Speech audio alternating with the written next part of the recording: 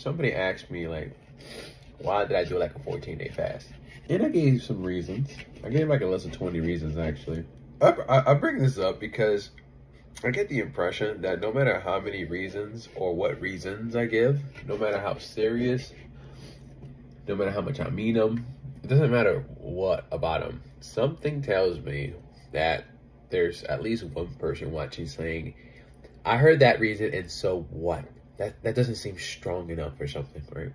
And all technicality, there is like a deep reason that I've always had in the "it's none of your fucking business" category for quite a while now. I figured, you know what, I'm gonna share it. And at this point, if that doesn't seem like a deep enough reason, then I just don't really give a fuck either way at this point, because it's my like core deep reason, like that, I suppose. It has been my deliberate choice to not be a piece of shit to people and not be a piece of shit to my own kids, basically. I don't have any kids right now, but should, when, and if I do have kids, the last thing you're gonna hear out of my mouth is, hey, I'm so sorry, Bobby. I couldn't help myself. It's just how I was raised. I just can't help myself. I just can't help myself. You know, can you just forgive me? Oh, I'm sorry. I did that thing I told you like last week again. I didn't mean to. It's just how I was raised. You gotta understand me. You gotta hear me out. It's just that I'm from a different time, all right? So, like, can you please just kind of forget about it under the rug? For all the people out there that can understand more indirect language, you get what I'm saying. But I know that there's some people who just don't get things unless they're like explicitly told directly. So I guess I'll be more direct as I can be right now. I have forgiven my dad.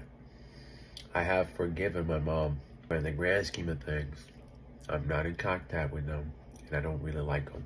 My dad for way of direct reasons, my mom for way of indirectness and permissiveness, but regardless, whether intentional, unintentional, subconscious, unconscious, bobancious, gugantious, this is the reason I've been saying those terms in the past. I just don't give a fuck. I had given a fuck up until around last year, when at the time my partner broke up with me. And in my confusion to understand why this person had broke up with me, because I could not understand what I had been so quote, I could not understand what I had done. I started opening my mind and exposing myself to lots of ideas. At this point, hundreds of books from a variety of authors. When I say a variety of authors, I'm talking from authors from different backgrounds. Some are religious, some are atheists, some believe in this, some believe in that, some believe in spirituality, some believe in just technicality and all this shit, right? And I started to see at least one pattern. There's many patterns that I saw through all the material that I read, but one pattern exists, and it's that even in complete academic ignorance, there have been people in the past that deep down just have known how to go about carrying themselves around those that they so quote love relative to the time in such a way where like the offspring, the kid goes like, you know what, I respect that. I respect that. You know, that's when I had went from, you know, forgive forever, just keep trying to like, wait a minute, hold on. You're telling me there are examples of people in the past who have quite literally had it even worse than the so-called stories that I heard growing up directly from my bloodline. Like, we can do like a 1-for-1. That other story is literally worse. And in that story, that person had all the reasons to be a complete piece of shit, whether literally, physically, emotionally, whatever category you want to call this into. And yet that person was able to, despite all the reasons to be able to take out the bullshit on the fucking poor fucking, you know, kid or whatever, did not. Of different philosophies and ways of thinking. See, and then that's when it hit. I'm like, you know what? Nah.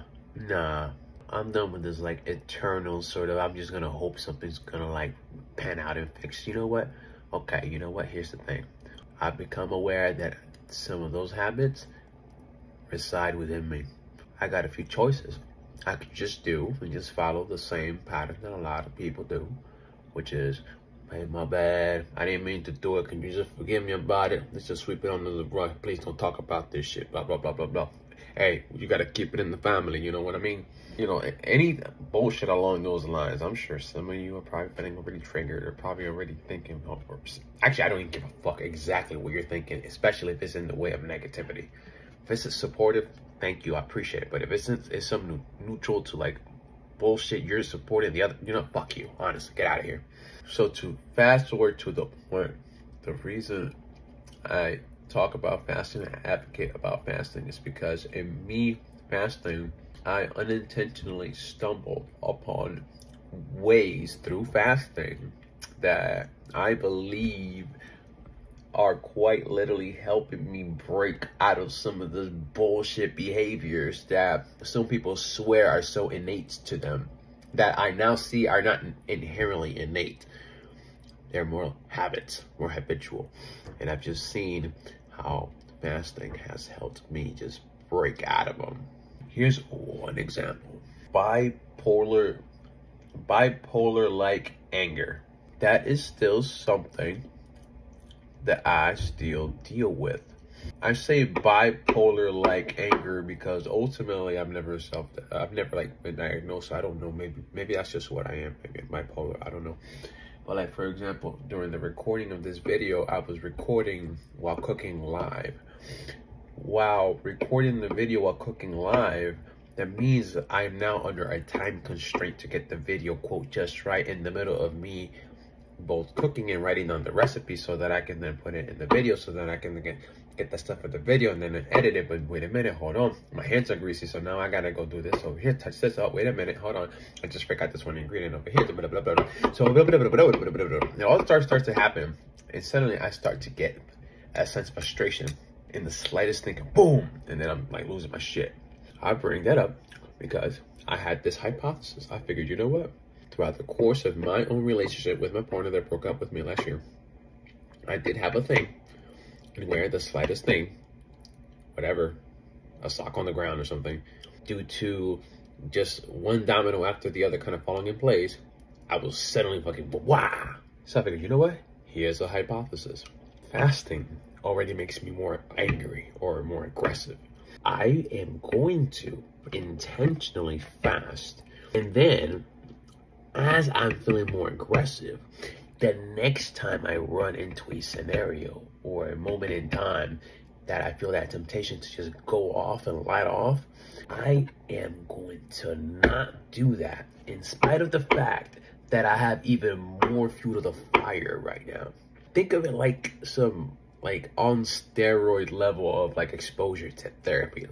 So like if you're like, I don't know, scared of spiders or something, I'm sure you've heard of this notion that if you're scared of spiders, well, one of the best things to do is to face the spider. Sounds counterintuitive, but if you face the spider long enough, eventually, in theory, your fear of the spider should kind of go down. So it was with that kind of philosophy in mind, I'm like, you know what? Let's go deep into the fast. All right? And I will make it a conscious goal that the moment I start to feel like I'm about to pop off randomly for no fucking reason, I am going to make as much of a deliberate effort not to actually pop off for no reason. And I'm going to tell you that at first, that was one of the biggest failures of an attempt I've ever, like, hypothesized attempted. But I was shocked that over time, it actually began to work.